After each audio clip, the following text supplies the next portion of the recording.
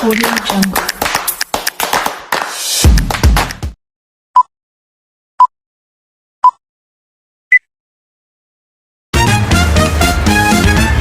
Hai semua, kembali lagi bersama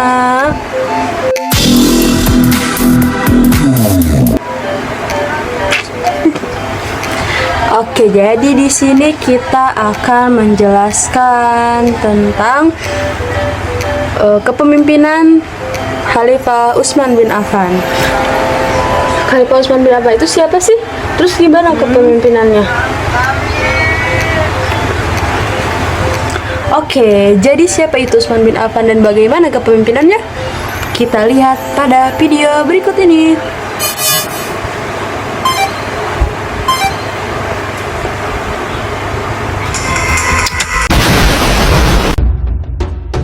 Utsman bin Affan. Ia lahir dari keluarga yang kaya dan berpengaruh dari suku Quraisy silsilah Bani Umayyah. Nama lengkapnya ialah Utsman ibn Affan ibn Abdul As ibn Umayyah. Ia merupakan as-sabiqun al-awwalun dari golongan konglomerat pertama. Kepribadian jujur, dermawan, dan sangat rendah hati membuat ia dinikahkan dengan anak Rasulullah, yaitu Ruqayyah dan Ummu Kulsum. Ruqayyah wafat setelah perang Badar, lalu dinikahkan dengan Ummu Kulsum, sehingga dijuluki Dzunurain atau pemilik dua cahaya karena beristri dua putri Rasulullah SAW. Beliau diangkat Umar bin Khattab pada awal Muharram 24 Hijriah atau 644 Masehi. Sebelumnya, Khalifah Umar bin Khattab telah menetapkan 6 orang sahabat, yaitu Utsman bin Affan, Ali bin Abi Thalib, Jubair bin Awam, Thalhah bin Ubaidillah, Abdurrahman bin Auf, dan Sa'ad bin Abi Waqqas. Dan yang disepakati adalah Utsman bin Affan.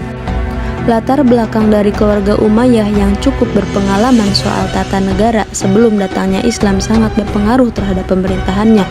Contoh lain dari keluarga Umayyah yang telah lebih dulu menjabat sebagai gubernur Syam adalah Muawiyah bin Abu Sufyan. Di masa Utsman, Muawiyah tetap dipertahankan untuk menjadi gubernur Syam. Lalu ia menunjuk saudara sepersusuannya Abdullah bin Sa'ad sebagai gubernur Mesir. Lalu sepupunya yang lain ditunjuk di Iran, yaitu Abdullah bin Amr di Basrah dan Sa'id bin Al-As di Kufah. Tentu saja beliau memiliki alasan yang kuat mengangkat keluarganya untuk menjadi gubernur.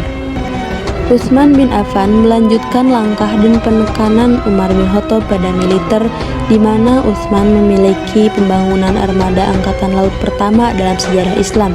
Tujuannya menggagalkan setiap serangan balik dari Kekaisaran Bizantium. Nah, dalam pembangunan armada kapal tersebut, gubernur Syam dan Mesir saat itu dibantu oleh keterampilan orang Kristen lokal. Orang Kristen yang sebelumnya berada di bawah kedaulatan Bizantium menunjukkan semangat besar dalam pekerjaannya bagi pemerintahan Islam. Hal ini disebabkan mereka yang beragama Kristen Koptik dan sekte Kristen lain tak diakui oleh Kekaisaran Bizantium. Buktinya, beberapa kali orang-orang Kristen ini menggagalkan serangan Bizantium terhadap Alexandria di Mesir demi tetap berada pada kekuasaan Islam. Satu prestasinya yaitu berhasil merebut Siprus dan Kreta, serta sempat mencoba melakukan penyerangan ke Sisilia. Peperangan ini disebut dengan Perang Zatuswari. Keberhasilan militer juga berlanjut di daratan saat Muawiyah memimpin pasukan Syam terkuat untuk masuk ke Armenia melawan pasukan Bizantium di daerah pegunungan Anatolia yang diisi sebagian penduduk Yunani, yang menjadi batas antara masyarakat Bizantium dan Muslim di sekitar batas modern Turki dan Syria sekarang. Lebih jauh ke timur, pasukan Muslim terus memaksa masuk ke jantung Persia di bawah pimpinan Abdullah bin Amr, menaklukkan sisa kerajaan Sasani secepat penaklukan daerah Iran. Di sana, masyarakat lebih homogen dan terhubung ke pemerintahan Sasani.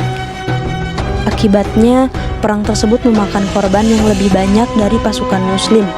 Akan tetapi, kemenangan Muslim dalam perang Qadisiyah di masa Umar bin Khattab sebenarnya telah mengakhiri nasib kerajaan Sasani. Hanya masalah waktu untuk menundukkan seluruh kerajaan. Selama masa kekhalifahan Utsman bin Affan, Islam terbentang di Armenia, Kaukasia, Khurasan, Sijistan, Siprus, sampai Afrika Utara. Selain di bidang militer, Khalifah Utsman bin Affan berhasil membuat kombinasi dari teks asli Al-Quran yang lengkap. Banyak salinan Al-Quran yang berdasarkan teks asli juga telah dibuat untuk didistribusikan ke seluruh dunia Islam. Dalam mengerjakan proyek besar ini, beliau dibantu dan banyak masukan dari Zaid bin Thabit, Abdullah bin Zubair, Sa'id bin Al-As, dan Abdurrahman bin Harith. Bahkan, Utsman berhasil membangun administrasi kekhalifahan yang terpusat dan menetapkan penerbitan Al-Quran secara resmi. Beliau juga membangun gedung khusus pengadilan agama yang semula berada di Masjid Nabawi dan memperluas Masjid Nabawi dan Masjidil Haram. Selama 6 tahun pertama di pemerintahan Utsman, keadaan negeri aman dan stabil. Namun 6 tahun berikutnya terdapat kekacauan politik dalam negeri akibat ketidakpuasan atas kebijakan pemerintahannya. Munculnya kekacauan ini akibat penunjukan saudara-saudara Umayyah untuk menduduki jabatan-jabatan penting dalam pemerintahan. Lalu pada tahun 656 Masehi, sekelompok tentara datang dari Mesir ke Madinah untuk memprotes langsung Khalifah berkaitan dengan kebijakannya dan pembagian rampasan perang antara prajurit dan pejabat pemerintah di Mesir. Utsman telah mendengar perselisihan itu dari dua sisi dan berjanji mengambil langkah-langkah penyelesaian masalah secara adil. Setelah menghadap Utsman di Madinah, sekelompok pasukan ini pulang ke Mesir. Namun, dalam perjalanan para pasukan mencegat surat yang diduga ditulis Khalifah untuk gubernur Mesir yang memerintahkan hukuman mati bagi mereka. Maka, mereka kembali ke Madinah dan mengepung Utsman di rumahnya sendiri. Meskipun menghadapi bahaya kematian, Utsman menolak memerintahkan penduduk Madinah mempersenjatai diri dan melawan para pemberontak. Utsman bin Affan bahkan mencegah sepupunya Muawiyah untuk mengirim pasukan melindungi sang khalifah agar tak terjadi pertumpahan darah di Madinah. Akhirnya, kekacauan benar-benar terjadi di Madinah. Para penduduk Madinah hanya bisa tercekam ketakutan menyaksikan para pemberontak memaksa untuk masuk ke rumah Utsman dan membunuhnya saat sedang duduk membaca Al-Quran. Khalifah Utsman wafat dibunuh oleh para pemberontak. Dunia Islam gempar atas peristiwa tragis di Madinah yang merenggut nyawa sang khalifah. Peristiwa inilah yang nanti akan menjadi momok perpecahan pertama dalam sejarah Islam.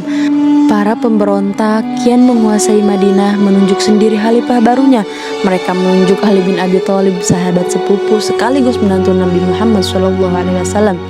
Ali bin Abi Thalib yang teguh mempertahankan kehormatan dan keadilan sebagaimana para sahabat terdekat Nabi menolak ditunjuk oleh orang yang memberontak terhadap Khalifah Utsman. Namun, tokoh-tokoh utama lain di Madinah meyakinkan agar Ali menjadi khalifah, mengingat bahwa dirinya adalah sosok yang paling memenuhi syarat dan paling mampu untuk membalikan persatuan di dunia Islam. Dan akhirnya Ali bin Abi Thalib naik menjadi khalifah pengganti Utsman bin Affan. Nah, jadi seperti itu.